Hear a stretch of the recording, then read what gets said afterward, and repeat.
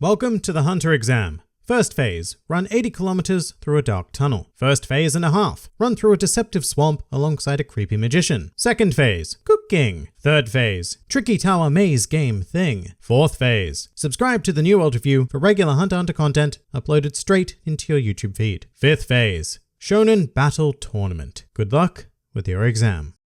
Hello and welcome to the New World Review, your source for everything anime and manga. And today we are going to begin a journey through the story of Hunter x Hunter, whereby I will be reviewing all 9 arcs one by one, starting here today with the Hunter exam. But before I do hop into it, I do want to note that these are not going to be arc breakdowns or recaps. I mean, I might do something like that in the future as well, but this is going to be a strict review, i.e. my personal impressions of an arc, including what worked for me, what didn't, and the overall impact they had on the series from my perspective.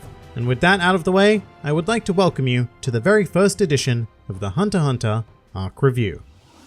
The Hunter exam is the inaugural arc within the series, consisting of 38 manga chapters, 21 episodes of the 1999 anime adaptation, and also 21 episodes of the 2011 adaptation. The general premise introduces us to our 4 major protagonists in the series, being Gon, Killua, Kurapika, and Leorio, as they each embark on a series of tests to attain their Hunter license, which coincidentally is the first step towards all of their greater goals. Well, bar Killua, actually. And this section of the story really does show Hunter x Hunter at its most innocent and adventurous. The Hunter exam presents a series in quite possibly its most basic shonen incarnation, because as we know, Hunter x Hunter evolves quite rapidly between arcs, becoming almost entirely unrecognizable in its later stages. With that said, the Hunter exam arc is actually quite a good microcosm representation of the series as a whole, because even at its most basic, it is a showing of Togashi not quite knowing where he wanted Hunter x Hunter to be as a series, because essentially, the Hunter exam is composed of a string of tests, with each one radically redefining what kind of story he was telling at any given moment in time. Now, these periods only last a handful of chapters before moving on, unlike entire future arcs of the series, but I do find it interesting how we can delve into a stage entirely focused on cooking and cuisine, very much evoking a Food War style feeling, even though Hunter x Hunter predates that significantly. However, we can then instantly be thrown into a stage full of psychological games with restrictive and creative mechanics in Trick Tower, which is something more along the lines of what a series like Liar Game would deliver, and once again, Hunter x Hunter predates it. And then moving into the 4th stage, things take a very Hunger Games style of turn, and in the final stage, we have ourselves a standard shonen battle tournament, although with a very non-standard twist. So the Hunter exam, despite feeling quite simple in many ways, shows us from a very early stage that Togashi is not afraid to genre mix in this series, and that he will essentially just draw whatever he feels particularly passionate about at that point in time, which I love, and I think that it's gone on to shape Hunter x Hunter as a completely unique product in the shonen marketplace. With that said, there are certainly many aspects of the Hunter exam that fall squarely into the tropey category, with one being the pure but absent-minded main protagonist that is Gon. Gon in this arc, and I want to make it clear that I'm very much talking exclusively about the Hunter exam, gives me everything I was expecting of him every step of the way. He doesn't surprise me at all because I understand his archetypal character. He's a simple lad who grew up with nature and doesn't like to overcomplicate matters, which often leads him to enacting effective solutions that more complex minds are incapable of thinking of. And probably one of the greatest examples of this is in the Trick Tower phase, where Gon is challenged to a contest to see whose candle would burn out first, and he just simply blows out his opponent's candle to win. Easy and effective. And that's not to say that any of this is a detriment. I think that Gon works very well during the Hunter exam arc, and his simplicity is a good constant amongst an ever-changing environment and even overall story genre. Looking back on it though, I'm pretty astounded at just how Gon changes throughout the series, because he just feels so young and vibrant during the Hunter exam arc, which is a nice shot of energy at times, because Leorio, Kurapika, and Killua do not give you that. They're all awesome in their own ways, but each held back by implementing basic logic, which, come on, is never any fun. What I really do enjoy seeing though is a much more laid back Kurapika, which we get a surprising amount of. I mean, he does get serious on a couple of occasions, like when he encountered the fake Phantom Troop member, but he's mostly a delight to be around during this initial arc. And another surprise to look back on is Killua, because it's very difficult to compare his modern incarnation with his initial chapters, especially when he so willingly presents a variety of antagonistic features, such as when he killed his 2 fellow examinees for, well, no real good reason. He was just slightly annoyed. And when I was first going through Hunter x Hunter, this is one of those moments that made me think that Killua would eventually become an antagonist in the series, because he had this very, well, I guess I'll describe it as a Hisoka vibe about him. But Killua is here to serve as one of the most important figures of the Hunter exam arc, which is to convey very early on in the series series just how profoundly brutal this world is. It's something that you can forget from time to time, with the currently pure of heart gone and his helpful friends around. But this arc is a complete slaughterfest. Hundreds of people die during this particular part of the story, and it is one of the most bloodthirsty arcs within the entire series, with some particularly brutal depictions that in some cases I'm shocked were given the green light to be published in a shonen manga. I mean, for example, Hisoka decapitates at least 2 people during the Hunter exam, one of which being the guy in Trick Tower, and the other being Goreta, in the 4th phase after he caught Gon off guard. This world is unforgiving, and I'm so glad that that was established from the get-go, because to this day, I can never be sure who will meet an untimely demise in Hunter x Hunter, no matter how established they are as a character, and I think that the Hunter exam can be credited quite strongly for setting up this tone. I mean, some of the characters you know are destined to die because Togashi didn't put a whole lot of effort into their designs, but then you also have individuals like the aforementioned Goreta, who has had quite a bit of effort put into his aesthetic creation. So as much as you would think that he'd be a guaranteed pass or at least a finalist, and perhaps even relevant in the future, no.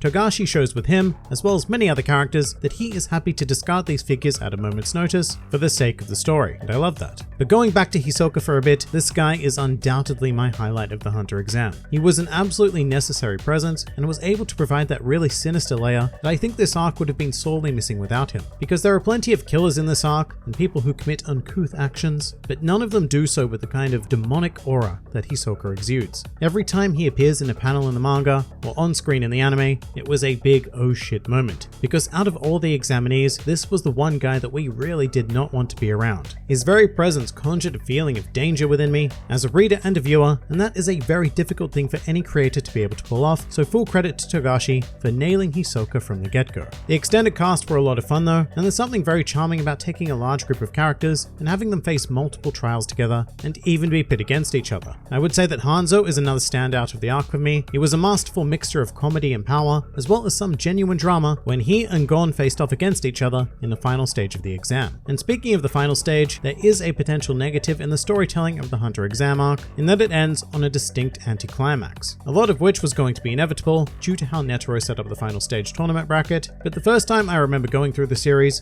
I do vividly recall going, is that it? Simply because it wasn't what I had come to expect from a shonen series. However, in retrospect, I think that's one of the greatest strengths of the Hunter exam arc. It ends suddenly and without any massive action required, but at the same time it also flows seamlessly into the next arc, being the Zoldyck family. Plus there's also the revelation that the exam isn't over just yet, so it kind of makes sense to not have that feeling of finality to it. With that said, I can understand if many people, including myself initially, wanted a more satisfying cap to the arc. But at the same time, I think this also adequately prepares us for the rest of Hunter x Hunter, because in this series, sometimes things are just going to end, and not in the way that you may expect. And as a result, I think that Hunter x Hunter has its very organic, almost realistic atmosphere about it, which is absurd to say about a magic-wielding world, but this atmosphere is crafted entirely through narrative. Because more often than not, real life does not result in climaxes that we see in everyday film or television, which might sound quite disappointing, but that's also what makes life so unpredictable and so captivating. And the fact that Hunter x Hunter can replicate that, not only in the series at large, but in its very first arc, sets it apart from many, if not all of its contemporaries. As a whole though, I think the Hunter exam works narratively because it plays upon an easy hook. And I say this because I, for one, am always taken in by the concept of a deadly game. I love it when you throw characters into a situation with defined rules and very real consequences, which is what this entire arc is constantly throwing at us. I also think it's a lot easier to compose from a storytelling perspective than more free-form Great World stuff where there are no rules, and so characters need an even deeper motivation for each one of their actions. But Togashi would come to prove to be a master of that as well. And really, the Hunter exam was pretty much just a test run for him. A little bit of time in the sandbox to play around with this world and these characters, extracting their potential, and then moving forward to catapult them into a greater world context. And so as much as the Hunter exam could never be called my favorite arc, probably not even close actually, I do have a lot to be thankful to it for. It's not a bad arc by any means, and I still find it quite enjoyable to go through, but it just doesn't have the depth of world or characters that Hunter x Hunter would eventually evolve into. However, it did lay a lot of that groundwork, and I recognize it as a very necessary and enjoyable step in the life of the series.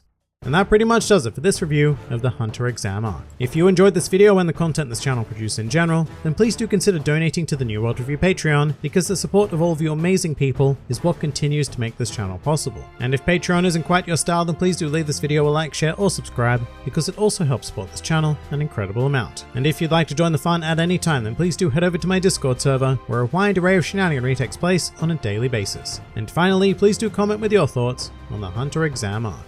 This has been the New World Review, and I'll see you next time.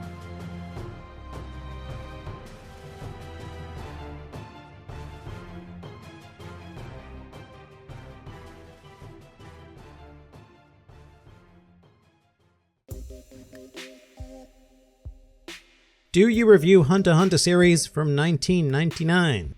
Not currently, no. Mostly because I'm not qualified because I haven't actually seen all of it. For some context, I became indoctrinated into the world of Hunter x Hunter through the 2011 anime, and then I went on to experience the series again through the manga. I have seen a fair few of the episodes of the 1999 anime adaptation, and for posterity's sake I should really go back and watch it all, but I haven't quite found the time as of yet. Although I think the most interesting thing that could come out of it would be being able to directly compare the three stories, which could make for a fun series of videos. I know that there are some pretty radical changes between the three incarnations, which is why when making these videos, I prefer to just stick to the manga for simplicity's sake. But if you've seen the entire 1999 run, including all the Greed Island OVAs, then please do let me know in the comments below if it's worth the time investment. And if you haven't seen it, please do let me know if you'd like me to watch it, and make a bunch of videos pointing out where changes are and such from the original story.